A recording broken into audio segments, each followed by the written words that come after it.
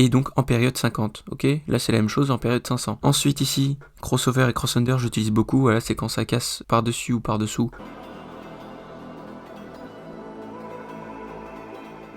Bonjour à tous, c'est Trading Life, on se retrouve aujourd'hui pour une nouvelle vidéo au format entre guillemets normal, voilà, mardi je vous ai pas fait une vidéo normale du coup, je vous ai fait un short, voilà, parce que j'avais pas du tout le temps d'en faire une, enfin j'ai eu à peine le temps de faire le short, donc bon bah voilà, moi j'ai sorti quelque chose, et apparemment ça vous plaît, il y a pas mal de vues pour l'instant.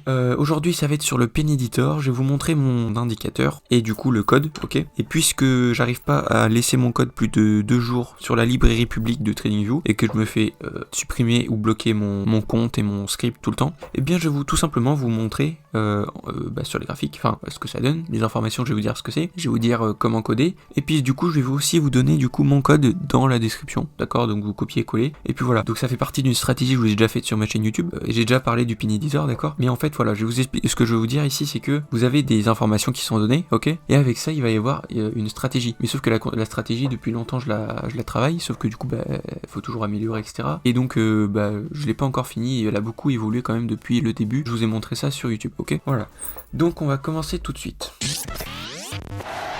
Voilà, donc je l'ai appelé BBRSI, ok, je l'utilise depuis pas mal de temps dans mes vidéos pour ceux qui sont là, qui regardent, ok. Donc tout simplement, ici vous avez le code de la Bollinger Bands, ok, tout simplement période 25, voilà, parce que j'ai trouvé que période 25, c'était de meilleurs signaux, il y en avait moins souvent, mais c'était du coup des meilleurs signaux, vu que quand ça sort et que ça rentre dans les bandes, et bien ça nous donne un signal de puissance, ok. Quand c'est un signal de puissance, ça peut très bien être soit un faux mouvement, soit une grosse puissance acheteuse, vendeuse, ok. Donc là vous avez le code de la Bollinger Bands. Ensuite ici j'ai tout simplement plot, ça veut dire en gros dessiner, donc j'ai dessiné les 3 bandes au-dessus, en milieu et en dessous, ok. Ici j'ai initialisé EMA 50 et EMA 500, d'accord. Ensuite ici dès que ça passe par-dessus ou par-dessus,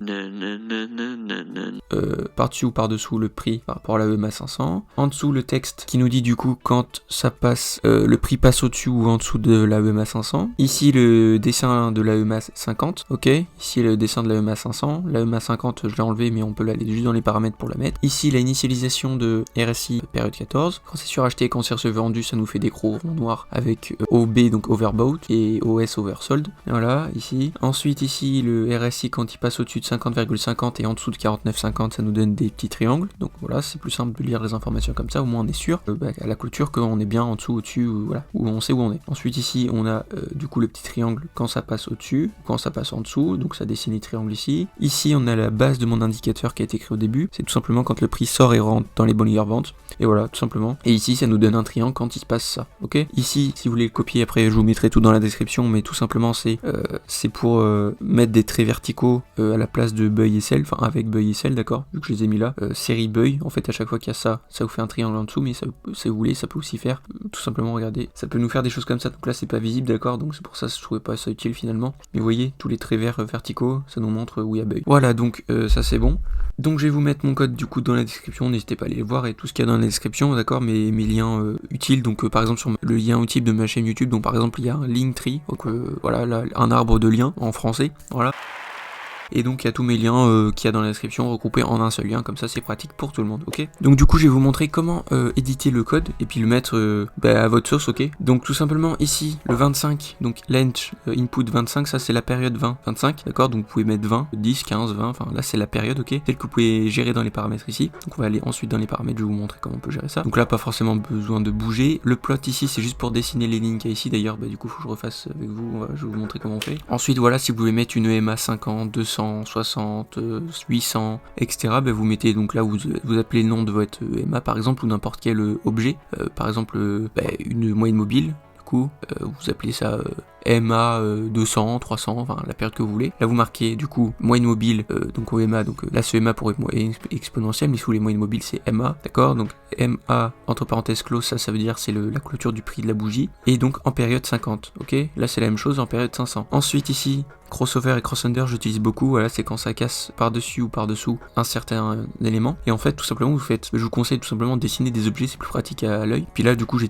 fait plusieurs indicateurs en un, et du coup ça permet de, c'est plus simple, comme ça je peux utiliser beaucoup plus d'indicateurs réellement. Donc là toujours close, et puis là vous mettez, oui, dès qu'il y a un crossover de la clôture du prix par rapport à la EMA value, donc EMA value c'est le EMA 500, et bien plot shape, series, donc la série vous mettez ça, dès qu'il se passe ça, texte vous mettez rien, le title c'est ce qui va apparaître dans les paramètres ici, location, below, above, donc dessous, au-dessus, shape c'est forme, point, ce que vous voulez comme forme, si vous voulez là vous voyez sur mon écran il y a écrit CTRL plus clic PC et commande plus clic Mac, donc on fait ça, et là du coup il y a tout qui est écrit dessus, d'accord, shape cross, diamond, flag, label down, label up, square, enfin vous pouvez vraiment dessiner beaucoup de choses, ok, donc là après vous mettez juste ici, color égale color point, le poids de couleur que vous voulez écrit en anglais, la taille égale taille en anglais, point, la taille que vous voulez, voilà.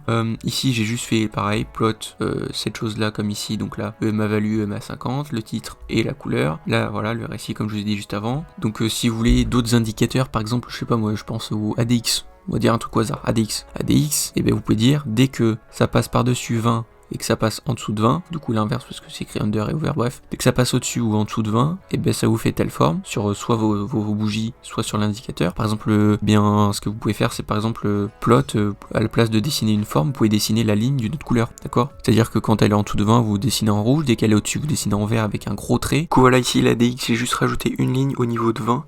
De couleur bleue, voilà, vous voyez c'est la ligne H-line 20, tiltle, etc. La dernière ligne, c'est tout simplement celle-là que j'ai rajouté, et voilà, ça vous donne une ligne, mais après si vous voulez compliquer la chose, vous pouvez mettre des couleurs à vos lignes dès que ça passe au-dessus ou en dessous d'un certain niveau, et voilà, tout simplement. Comme ça, vous savez que vous pouvez prendre position ou pas, d'accord? Par exemple, une idée comme ça. En tout cas, crossover, cross-undone et cross, c'est vraiment très simple à utiliser, d'accord? Là, vous mettez RSI value parce que ici, c'est dès que le RSI value c'est égal au RSI 14, donc dès que le RSI value passe au-dessus de 50,50, ça nous fait donc un dessin d'un triangle comme je vous ai dit juste avant. Ok, donc maintenant on va aller voir dans les paramètres. Paramètres d'entrée, là vous voyez longueur 25, c'est ce que j'ai mis. Vous voyez le 25, 26, c'est ce que je vous montrais il y a un instant. Ensuite multiplicateur, là vous laissez, vous allez dans style. Donc là vous mettez supérieur. Moi ce que je fais c'est que je mets ligne d'étape, une grosseur là, inférieur cette grosseur là, ligne d'étape, base. On met comme ça, juste en changeant la couleur un peu plus foncée, bref, ça c'est du goût. Ensuite ici, crossover, cross-under, c'est les petits ronds. Donc les ronds, on va juste changer légèrement la couleur, parce que j'avais mis les couleurs, parce que du coup ça s'est enlevé. Dommage. On va mettre bleu, on va mettre vert et ici rouge. Ensuite EMA 500 est là, vous pouvez, vous voyez, là j'ai créé même 50, je sais pas ce que j'ai fait, mais en tout cas vous pouvez l'enlever si vous voulez. La EMA 500 aussi, d'accord, et ça s'affichera pas. Donc là EMA 500 ici, bah, vous mettez ça comme vous voulez, hop, moi je mets comme ça. OB donc c'est les gros ronds, donc ça n'avait pas besoin. Les petits triangles ici, du coup les couleurs ça va. Acheter, vendre, en fait c'est là, sell, buy avec les triangles. Étiquette sur l'échelle du prix, bah oui, ce que ça fait quelque chose, non. Valeur dans la ligne d'état, c'est ce qu'il y a en haut ici. Ça c'est pas important, voilà comme vous voulez.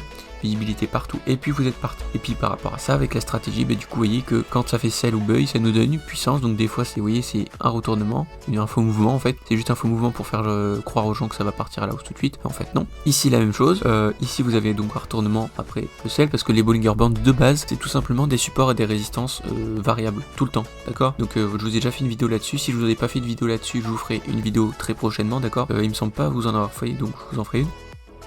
Et voilà, dès que les bandes se rétractent et s'écartent, ça nous dit que le prix soit puissant, il est de moins en moins puissant, etc.